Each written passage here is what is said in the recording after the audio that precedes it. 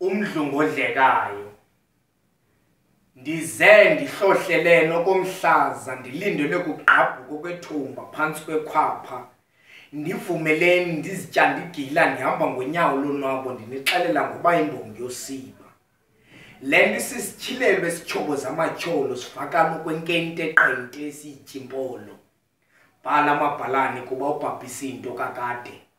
Xela konke okusentliziyweni kungekabi kade.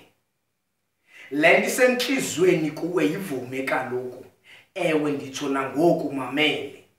Zixela ixhala ngelidala elivuya lixhumaxhumela kubona umbone enyamazana kuba uyazi ukuthi indlala inamanyala.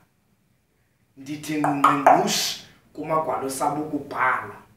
Vumelana unkqonkqo ozawuze ezintliziyweni enza ugolokonkqo ongenguye udolo lo. Ndithi maze nethole kumaziko aphuhlisa imbongi zemibongo ebabazayo kwengalaliyo intloni isenza umlozi ibiza ukhozi.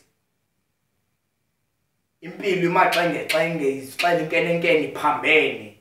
Yile nto ubomi ngumzamo kuba phesheya phaa komlambo lukhona uthango lokugcwalisa uphango. Ndithetha ngomdlungodlekayo, hayi udlalane wabantwana abakhasayo. Kakade amanxusa ayafuna uliphatha ikhaya, nani zixeleni wona nisigcwala isibaya, ningazokusityisa intloya zawugqibizisa usigcwala umoya. Qha ndithe ndiyimbongo esakhulayo, ndibonakala njengosagulayo kukho abaqhankqalazayo, kodwa ndingumafunga ngajiko yayo kwafayayo. Owu kaloku, zamlibasa sele ushiye umzumakoti, ngaloo mazwi ndithi larhosha irhamba.